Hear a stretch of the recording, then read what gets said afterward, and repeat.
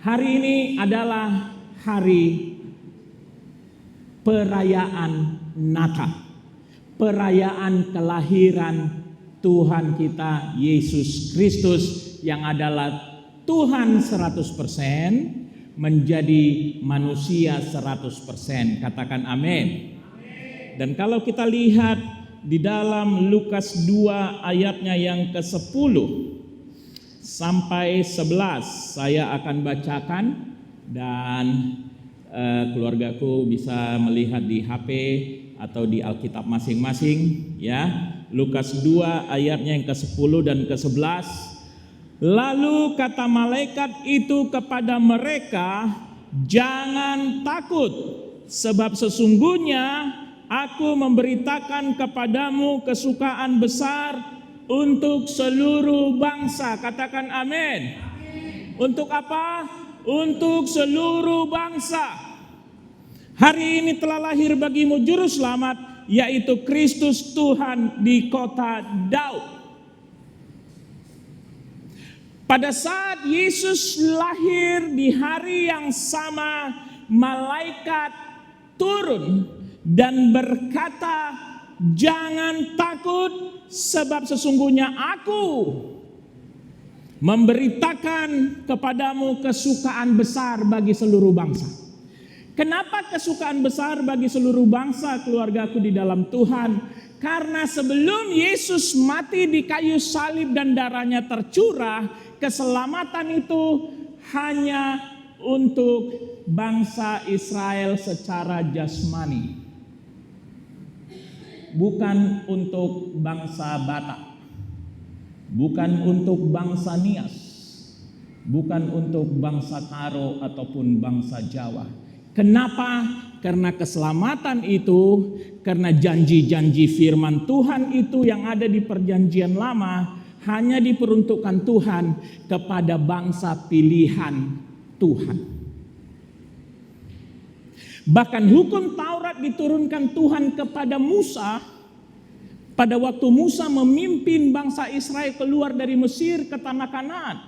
Itu berarti hukum Taurat hanya dan hanya bisa diberlakukan untuk bangsa Israel secara jasmani.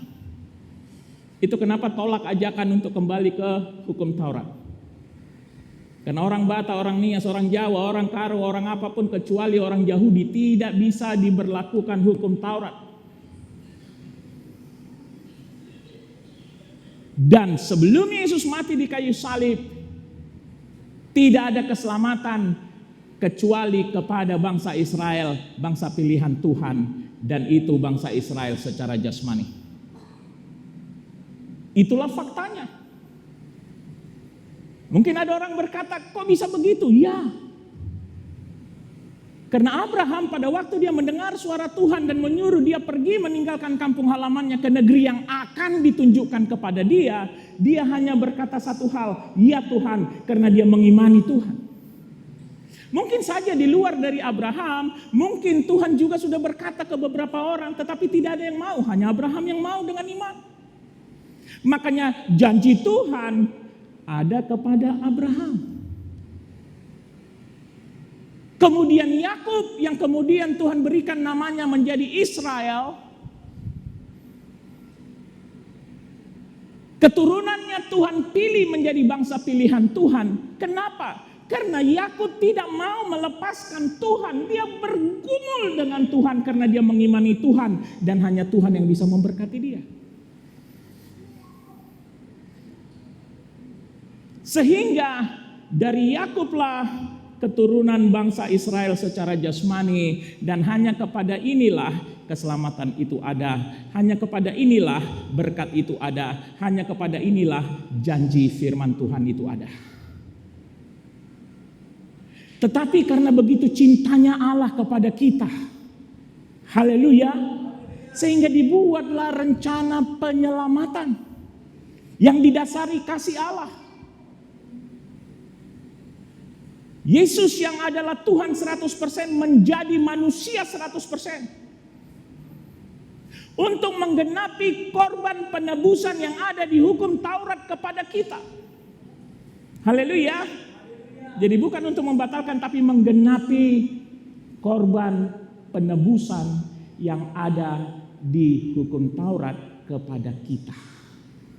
Untuk menggenapi hukum Taurat yang berkata upah dosa adalah maut.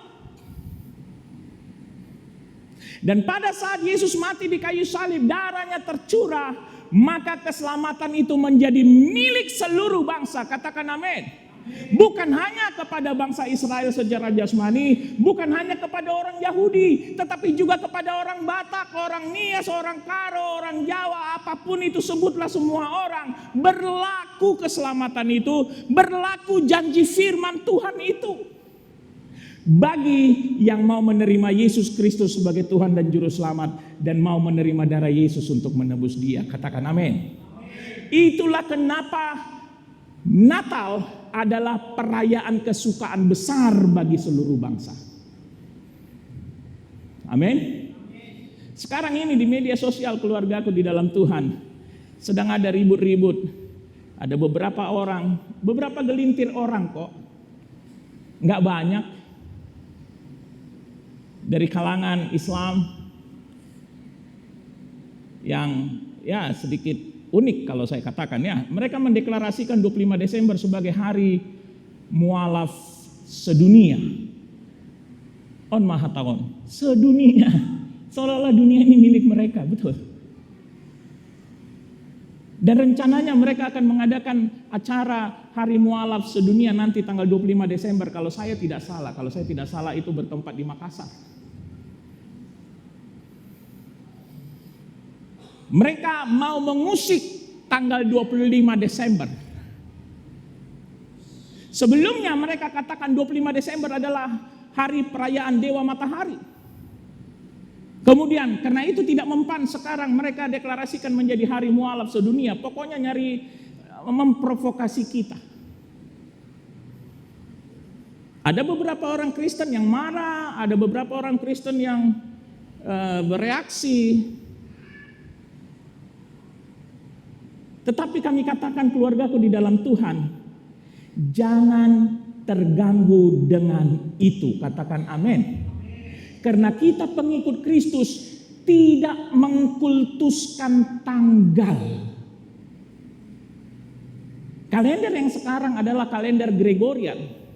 Dan 25 Desember pada waktu itu ditetapkan, itu di tahun 1582. Kalender Gregorian diberlakukan menggantikan kalender Julian. Kedua kalender ini berpusat kepada Kristus.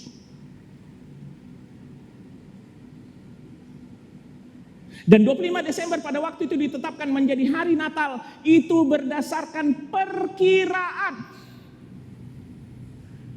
Perkiraan tanggal Yesus lahir. Apa? Perkiraan, gak ada yang tahu pasti pada waktu itu karena sudah tahun 1582.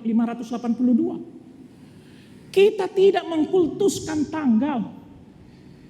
Jadi jangan ada yang terprovokasi dengan hal yang hari mualaf sedunia lah. Mau mereka bilang apa kayak tanggal 25 Desember, sukanya lah situ. Haleluya. Haleluya. Karena yang kita rayakan bukan tanggal 25 Desember. Yang kita rayakan adalah kesukaan besar untuk seluruh bangsa. Bahwa hari ini, kapan? Hari ini. Besok kita katakan kapan? Hari ini juga. Setiap hari dalam hidup kita telah lahir Juru Selamat. Bahwa Kristus harus lahir dalam hidup kita masing-masing. Haleluya. Kalau enggak percuma jadi orang Kristen. Amin. Telah lahir bagi kita Juru Selamat. Dan itulah yang kita rayakan. Dan seyogianya hari perayaan kelahiran Kristus di dalam hidup kita, seyogianya harusnya setiap hari dalam hidup kita. Haleluya. Amin. Amin. Tetapi pertanyaannya keluargaku di dalam Tuhan, apakah sesudah kita mengakui dengan iman kita bahwa Yesus Kristus adalah Tuhan dan Juru Selamat kita, dan menerima darah Yesus menebus kita, apakah cuma sampai di situ?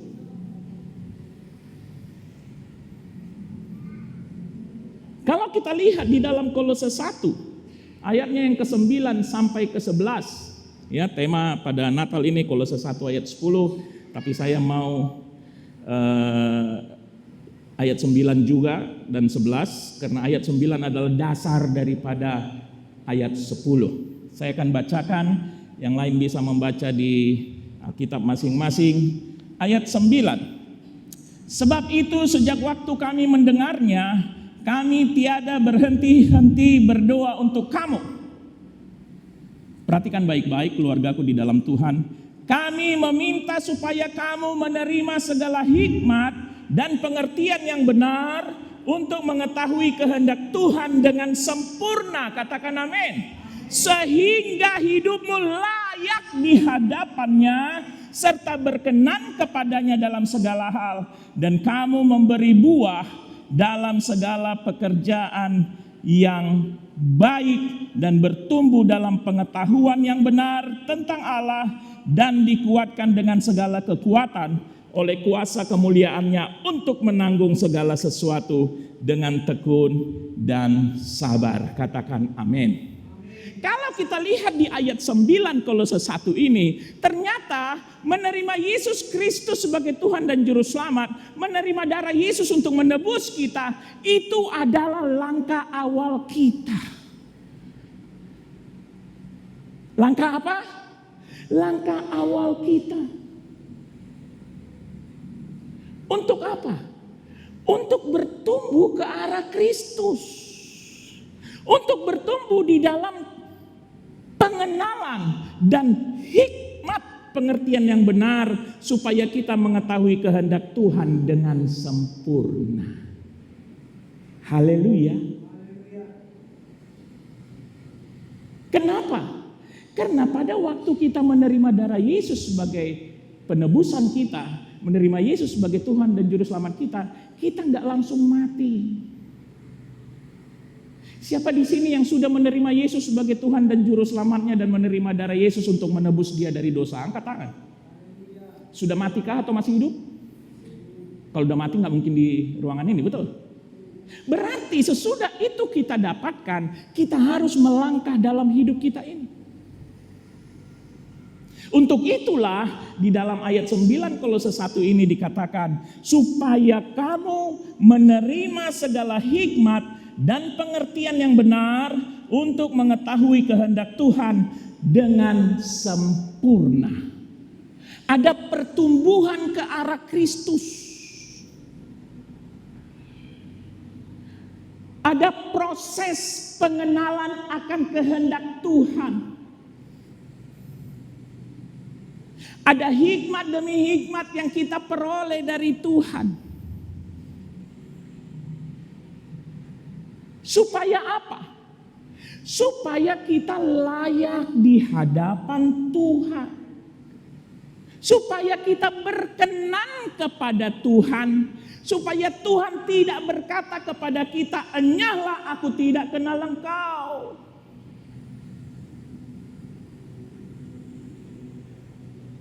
Keselamatan yang kita terima dari kuasa darah Yesus itu satu paket dengan semua janji firman Tuhan dari mulai Kejadian sampai Wahyu. Katakan amin. Beri kemuliaan bagi Tuhan dong. Haleluya. Termasuk janji Tuhan akan keberhasilan kita.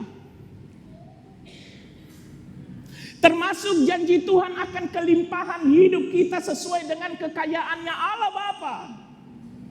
Termasuk janji akan kebahagiaan dan damai sejahtera hidup kita. Satu paket. Tetapi sayangnya keluargaku di dalam Tuhan, itu untuk orang yang layak dan berkenan di hadapan Tuhan. Banyak orang berusaha keras untuk berlayak di hadapan manusia. Dia berpatut-patut diri supaya dianggap layak oleh manusia. Bahkan seringkali orang-orang berbohong, membual supaya dirasa layak oleh manusia. Tetapi firman berkata supaya kita berlayak dan berkenan di hadapan Tuhan. Kenapa? Karena manusia tidak bisa memberi jaminan akan masa depan kita. Katakan amin. Karena manusia tidak bisa memberikan kebahagiaan dan damai sejahtera. Karena manusia tidak bisa memberikan hidup yang berkelimpahan dan kuasa untuk menikmati jerih lelah kita. Nggak bisa, yang bisa hanya Tuhan. Makanya satu fokus dan goal kita bahwa kita harus berlayak, harus berkenan di hadapan Tuhan. Katakan amin. Haleluya. Dan kamu memberi buah dalam segala pekerjaan yang baik dan bertumbuh dalam pengetahuan yang benar tentang Allah. Berbuah itu adalah hal yang utama yang Tuhan inginkan sesudah kita menerima Yesus Kristus sebagai Tuhan dan Juru Selamat. Hal yang Tuhan inginkan supaya kita berlayak dan berkenan di hadapan Tuhan. Katakan amin. Berbuah dalam segala pekerjaan yang baik. Pohon diketahui dari buahnya, betul? Betul? Ini pohon apa? Ini pohon apa? Gak ada yang tahu. Tapi kalau di dahannya tumbuh buah mangga, ini pohon apa? Mangga. Kenapa? Buahnya mangga.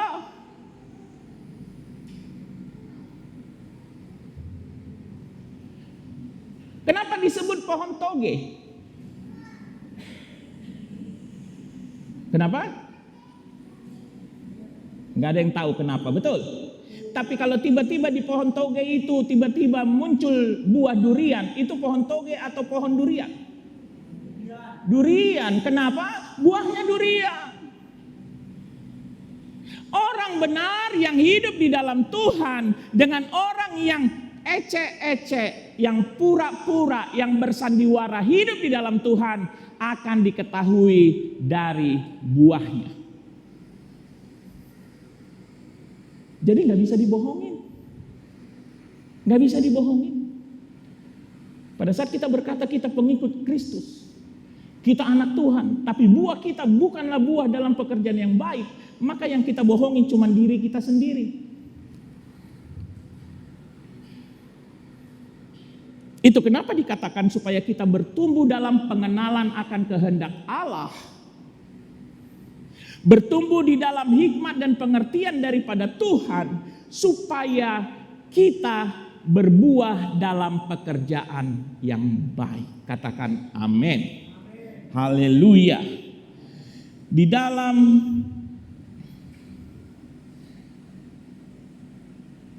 Roma 6 ayatnya yang ke-22 mulai sampai ayatnya yang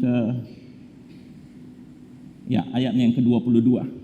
Roma 6. Tetapi sekarang setelah kamu dimerdekakan dari dosa dan setelah kamu menjadi hamba Allah, kamu beroleh buah yang membawa kamu kepada pengudusan dan sebagai kesudahannya ialah hidup yang kekal. Katakan haleluya.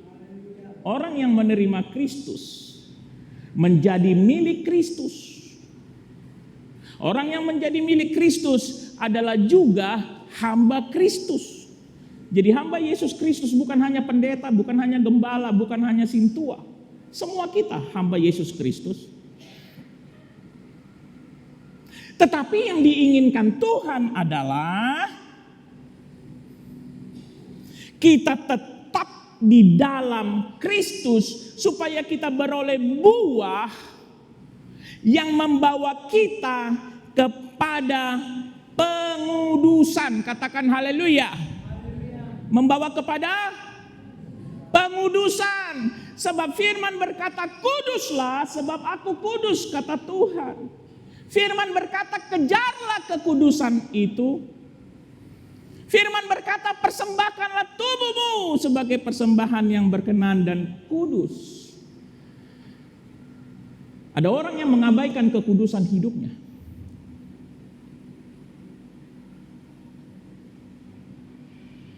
Apalagi kita lihat sekarang ini ya. Keadaan semakin mengkhawatirkan di luar sana. Betul apa betul? Anak umur 15 tahun, 14 tahun sudah melacurkan diri. Hanya supaya bisa beli iPhone. Lebih berharga iPhone daripada Kristus. Lebih berharga iPhone daripada kekudusan hidupnya. Belum lagi gaya pacaran sekarang. Sangat mengkhawatirkan. Seks bebas sudah di mana-mana. Banyak orang tidak lagi memperdulikan kehidupan yang kudus.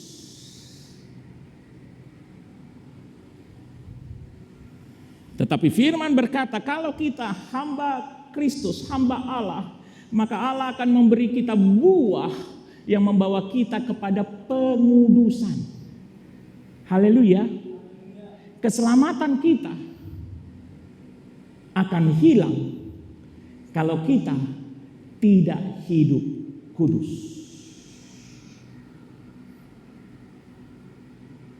Sekali lagi kami katakan, keselamatan kita akan hilang kalau kita tidak hidup kudus.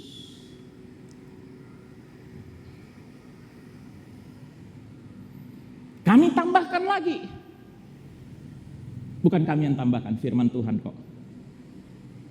Keselamatan kita dan janji firman Tuhan terhadap kita akan hilang jika kita tidak hidup kudus.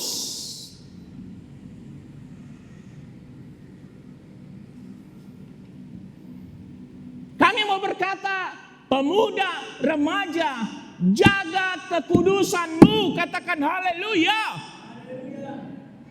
Yang sudah sempat salah langkah, stop hari ini. Bertobat. Dan mulai jaga kekudusanmu. Katakan amin.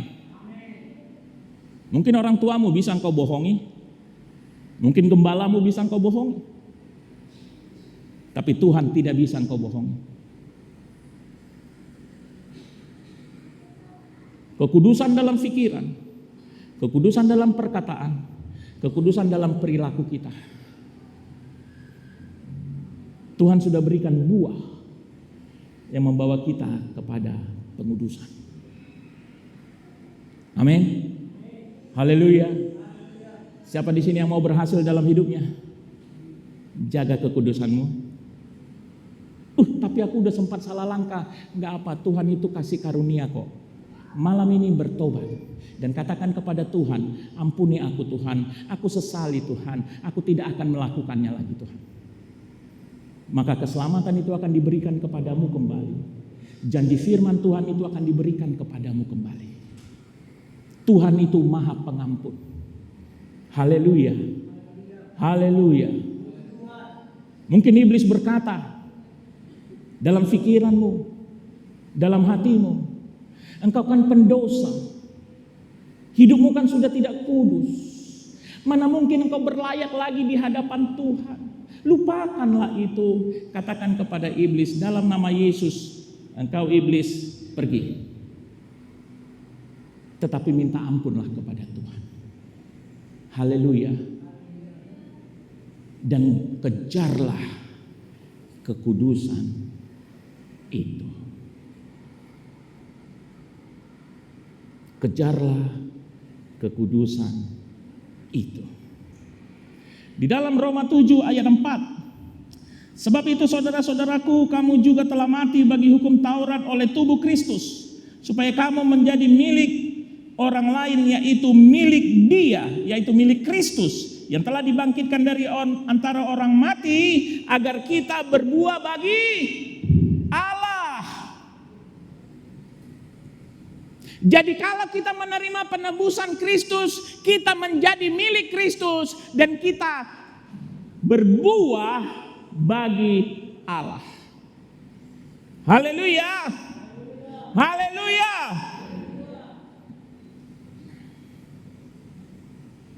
Kita masih hidup di dunia, keluargaku. Ada orang yang hidup di dalam Tuhan, ada orang yang tidak hidup di dalam Tuhan.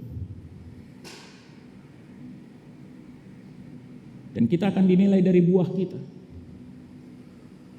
Buah dalam pekerjaan yang baik. Buah yang kita hasilkan bagi Allah. Haleluya. Buah yang membawa kita kepada pengudusan. Kepada pengudusan. Di dalam Galatia 5 ayatnya yang ke-22 mulai. Tetapi buah roh ialah kasih. Apa? Kasih.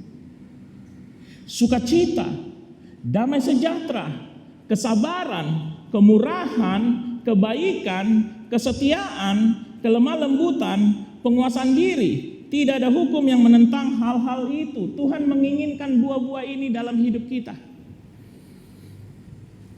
Kasih. Kita membawa kasih Kristus. Haleluya. Ada pernah seorang perempuan muda rajin melayani. Kemudian ada laki-laki, orang Kristen juga, berkata kepada perempuan ini, "Dekku, waktu aku berdoa semalam, Tuhan mengirimkan wajahmu dalam doaku. Tuhan mengharuskan aku mengasihimu, dekku. Terimalah cintaku, dekku." Bohong itu. Jangan ada yang mau dengar kayak gitu. Haleluya. Haleluya. Kalau ada laki-laki ngomong kayak gitu sama aku, kupulos mulutnya pakai cabai rawit. Untungnya tak ada. Bahkan yang berani coba mengatakan itu pun tak ada sama aku. Karena aku laki-laki. Tapi yang perempuan, hati-hati. Haleluya. Ada buah roh. Kasih, itu kasih Kristus. Mengampuni, membantu, damai, kelemah lembutan, kesabaran. Hasilkanlah itu sebagai buah untuk Allah. Haleluya. Sebagai buah yang membawamu kepada pengudusan.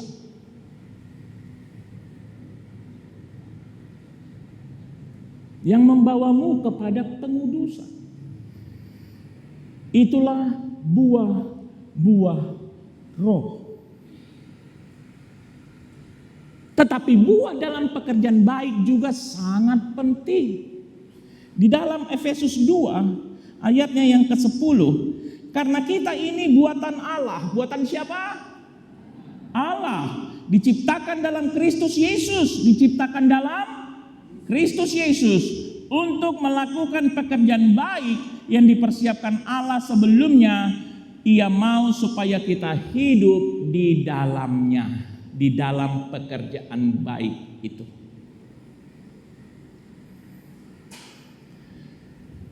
Mungkin ada yang bertanya, kita selamatkan karena darah Yesus, betul? Oleh kasih karunia, betul? Bukan karena perbuatan baik, betul? Betul.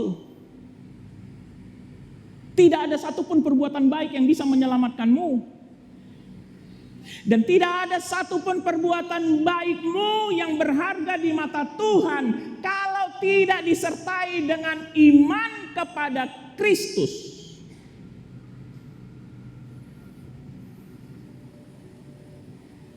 Tetapi sesudah kita mengimani Kristus, sesudah kita menerima Kristus sebagai Tuhan dan Juru Selamat kita, sesudah kita menerima darah Yesus untuk menebus kita, maka kita harus menghasilkan buah-buah dalam pekerjaan yang baik. Karena kita dibuat Allah, diciptakan Allah dalam Kristus untuk menghasilkan buah dalam pekerjaan baik. Sekarang ada kecenderungan di kalangan anak-anak muda. Untuk apa gereja? Untuk apa baca Alkitab? Untuk apa berdoa? Yang penting berbuat baik saja. Perbuatan baik tanpa didasari dengan iman kepada Kristus adalah hal yang sia-sia dan tidak akan membawamu kepada keselamatan itu. Firman berkata, segala sesuatu yang tidak berdasarkan iman adalah dosa. Jadi perbuatan baik pun kalau bukan didasari oleh iman kepada Kristus, tidak ada harganya di mata Kristus. Tetapi sesudah kita menerima Kristus, maka kita harus melakukan perbuatan baik. Berarti pekerjaan baik, menghasilkan buah dalam pekerjaan baik, kita lakukan sesudah kita mengimani Kristus. Katakan amin. Haleluya. Bahkan di dalam Efesus 4 ada satu perikop. Ya, Efesus 4 ayat 17 sampai 32. Satu perikop khusus mengenai manusia baru. Dan itu berisi panduan apa-apa perbuatan baik yang harus kita lakukan. Kita lihat di dalam Efesus 4 ayatnya yang kita mulai ayatnya yang ke-20. Tetapi kamu bukan demikian. Kamu telah belajar mengenal Kristus karena kamu telah mendengar tentang Dia dan menerima pengajaran di dalam Dia menurut kebenaran yang nyata dalam Yesus, yaitu bahwa kamu berhubung dengan kehidupan kamu yang dahulu harus meninggalkan manusia lama. Harus meninggalkan apa? Manusia lama yang menemui kebinasannya oleh nafsunya yang menyesatkan, supaya kamu dibaharui di dalam roh dan pikiranmu, dan mengenakan manusia baru yang telah diciptakan menurut kehendak Allah di dalam kebenaran dan kekudusan yang sesungguhnya. Di dalam kebenaran dan kekudusan yang sesungguhnya. Di dalam kebenaran dan kekudusan yang sesungguhnya. Jaga kekudusan. Karena itu buanglah dusta. Jadi yang masih suka bohong, tinggalkan. Haleluya. Ada di sini yang masih suka bohong, enggak usah angkat tangan. Tapi di dalam doamu bertobatlah. Tinggalkanlah kebohongan itu. Karena itu buanglah dusta dan berkatalah benar seorang kepada yang lain. Karena kita adalah sesama anggota. Apabila kamu menjadi marah, janganlah kamu berbuat dosa. Janganlah matahari terbenam sebelum padam amarahmu, dan janganlah beri kesempatan kepada iblis. Katakan haleluya. Yang masih suka marah, yang masih suka ngambek. Dulu ya, kalau ada orang yang ngambek sama saya suruh, itu ada rumput, saya katakan. Karena yang ngambek makan rumput. Oh, itu ngembek ya. Jangan beri celah kepada iblis masuk melalui amarahmu. Kalau ada orang yang ngambek dari pelayanan karena marah terhadap gembala, marah terhadap ini, marah terhadap itu, berarti engkau ngambek bukan sama gembalamu, tetapi sama Tuhan yang engkau layani. Engkau sedang membuka pintu lebar-lebar untuk iblis masuk. Haleluya. Orang yang mencuri, janganlah ia mencuri lagi, tetapi baiklah ia bekerja keras dan melakukan pekerjaan yang baik dengan tangannya sendiri, supaya ia dapat membagikan sesuatu kepada orang yang berkekurangan. Yang suka mencuri bertobat. Haleluya. Siapa di sini yang sekolah atau kuliah, angkat tangan? Enggak ada, cuman saya. Yang sekolah, kuliah, iya. Mencontek itu termasuk mencuri enggak?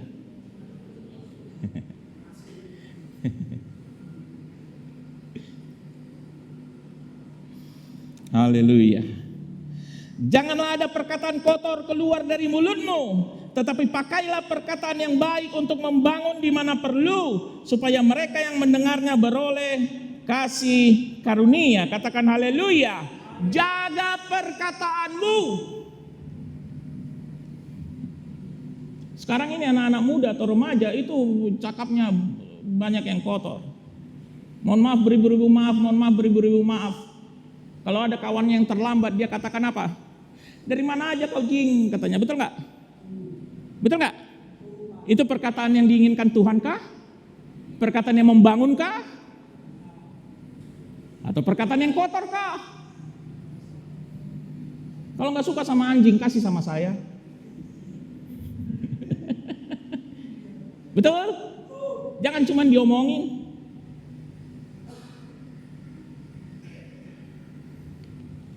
Dan janganlah kamu mendukakan Roh Kudus yang telah memateraikan kamu menjelang hari penyelamatan. Segala kepahitan, kegeraman, kemarahan, pertikaian, dan fitnah hendaklah dibuang dari antara kamu. Demikian pula segala kejahatan. Buang. Tetapi hendaklah kamu ramah orang terhadap yang lain, penuh kasih mesra, dan saling mengampuni sebagaimana Allah di dalam Kristus telah mengampuni kamu. Inilah pekerjaan-pekerjaan baik itu. Inilah perbuatan-perbuatan baik itu. Semua boleh mencatat ya di dalam Efesus 4 ayatnya yang mungkin bisa catat. Efesus 4 ayat 17 sampai 32. Baca dan baca sehingga kita tahu pekerjaan baik apa yang Tuhan inginkan. Amin. Jadi menerima Yesus Kristus sebagai Tuhan dan Juru Selamat bukanlah satu-satunya langkah yang harus kita lakukan untuk keselamatan dan janji firman Tuhan itu.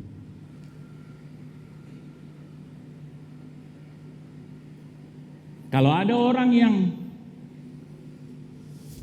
begitu terima Yesus Kristus sebagai Tuhan dan Juru Selamat, menerima darah Yesus untuk mengampuni dia, dan kemudian dia langsung mati, berbahagialah dia. Tapi kita belum mati. Jalani hidup kita di dalam iman kita kepada Kristus. Katakan amin. Dan mulailah bertumbuh ke arah Kristus di dalam hikmat dan pengertian, di dalam pengenalan akan kehendak Allah, dan berbuahlah di dalam pekerjaan yang baik. Karena janji Tuhan itu adalah milikmu. Milikmu. Dunia ini hanya menipumu. Tuhan tidak pernah menipu kita. Kalau Tuhan katakan Tuhan sudah menyediakan masa depan yang penuh harapan, karena memang masa depan yang penuh harapanlah yang Tuhan sudah sediakan untuk kita. Haleluya. Puji Tuhan. Tuhan memberkati kita dan keluargaku di dalam Tuhan. Terlebih pemuda remaja, jalan kita masih panjang. Kita membutuhkan penyertaan Tuhan.